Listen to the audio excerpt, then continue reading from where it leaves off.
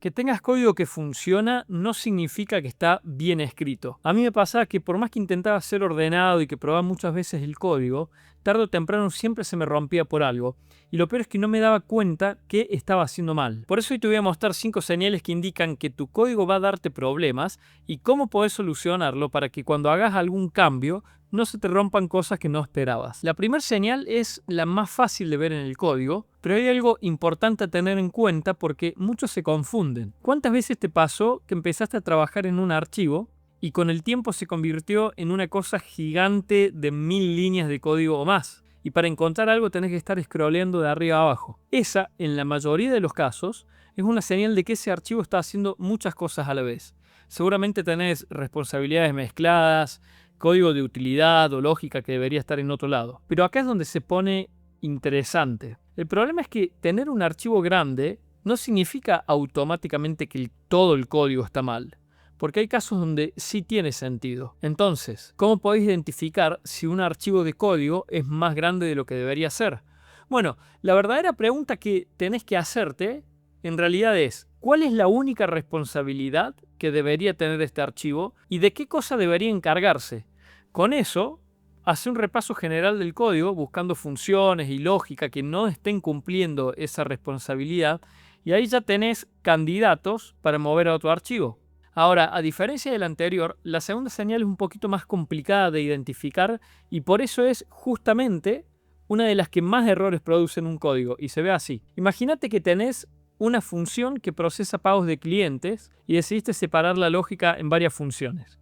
Entonces, tenés una función que llama a otra función, que a su vez llama a más funciones, y cuando intentás seguir el flujo mentalmente, te perdés y tenés que entrar a cada función, entender qué hace y así reconstruir todo el proceso. El problema no es que una función llame a otras, sino que el flujo principal quedó escondido atrás de una cadena de llamadas funciones y la lógica está dispersa entre cada una de esas funciones. Lo correcto en realidad sería que la función principal te cuente toda la historia, de manera tal que vos con solo mirarla ya tenés un panorama general del proceso completo. Lo que nos lleva al siguiente punto. Tenés una función que a simple vista parece que está haciendo una única cosa, pero un día haces un cambio en esa función, aparentemente simple, y resulta que el sistema te empieza a fallar en algún lado y bajo ciertas condiciones que no son siempre las mismas. Y eso te parece raro porque el cambio que habías hecho no tenía nada que ver con lo que se está rompiendo.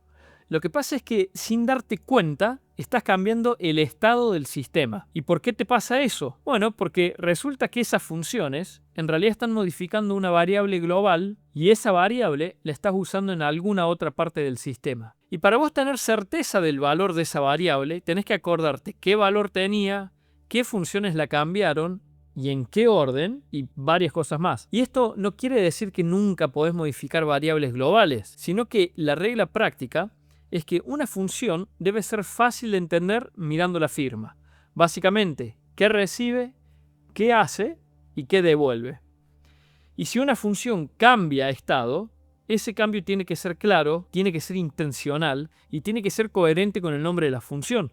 Por ejemplo, un método como este modifica el estado interno del carrito de compras, pero es algo esperable y es coherente con el nombre. Lo problemático es cuando ese efecto secundario está escondido o no coincide con la responsabilidad aparente de la función. Y hablando de cosas escondidas, la cuarta señal es algo que no está en el código y se siente de esta forma. Imagínate que estás por crear un archivo nuevo o agregar una función y te das cuenta que no sabes dónde ponerlo exactamente, no te sentís seguro. Entonces mirás la estructura del proyecto y ves que tenés 3 formas distintas de organizar el mismo tipo de código y terminás o eligiendo una al azar o copiando lo que hizo el tipo que escribió el archivo anterior. Eso es una señal de que el proyecto creció de forma reactiva y que cada archivo fue a parar donde parecía conveniente en ese momento sin un criterio claro y consistente. Para evitar que esto te pase, tenés que definir la arquitectura que vas a usar antes de ponerte a programar. Es decir, mientras estás pensando el proyecto que vas a construir.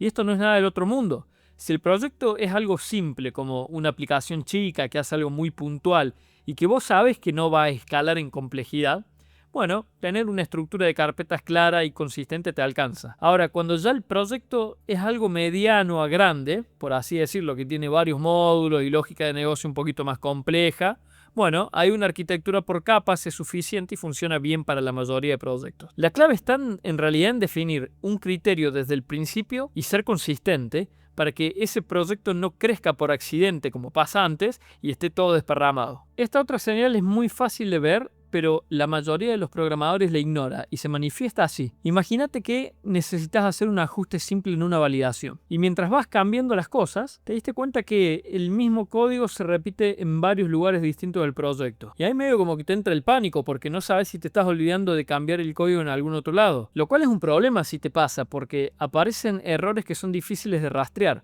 Puede ser que el sistema funcione muy bien en algunos lugares, pero se rompa por otros lados que no te esperás. Bueno, esto es una clara señal de código duplicado y la solución más directa es extraer ese código en una función reutilizable. Entonces, ahí el código vive en un solo lugar, lo cambias una vez y te quedas bien tranquilo que el cambio se propaga solo a todos los lugares que lo usan. Y si querés que te ayude a detectar este tipo de señales en tu código, estoy trabajando con programadores ahora mismo, revisando sus códigos y detecto exactamente qué les está faltando a nivel técnico y les armo un plan concreto para que sepan exactamente en qué tienen que enfocarse. Si te interesa, te voy a dejar un enlace en la descripción.